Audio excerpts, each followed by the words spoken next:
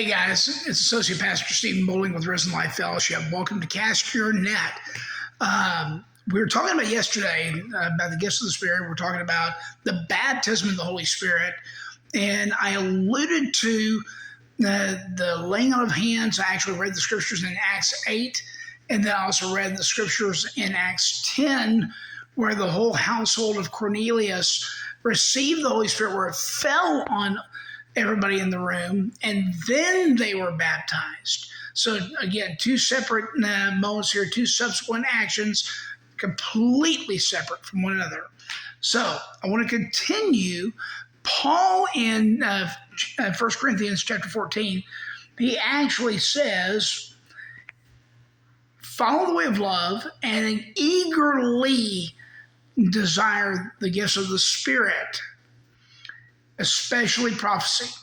For anyone who speaks in a tongue does not speak to people but to God. Indeed, no one understands them but utter mysteries by the Spirit. But the one who prophesies speaks to people for the strengthening, encouraging, and comfort. Anyone who speaks in a tongue edifies themselves, but the one who prophesies edifies the church. I would like everyone to speak in tongues, but I'd rather have you prophesy. So why does Paul say this?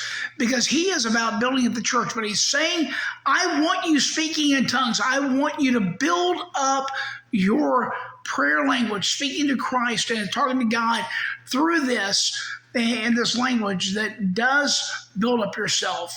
It's praying in the Holy Spirit. In fact, it says in Jude, it says, but you, dear friends, Jude in verse 20, but you, dear friends, by building yourselves up in your most holy faith and praying in the Holy Spirit. We've got to make sure that we understand that Paul wants us to prophesy. Jesus wants to speak words of wisdom, love on each other, build the body up. But we have to maintain order, and we have to do it in the way that God needs us to do it to edify the body. But we also have to strengthen ourselves up in the faith by praying in the Spirit, and that is the gift of tongues, speaking in the heavenly language. So I wanted that clear today, that there's a clear delineation, but there's also clear direction with how Paul wants us to operate in the gifts of the Spirit. So just brushing over that to kind of wrap up last night or yesterday. Keep following me and keep casting your nets.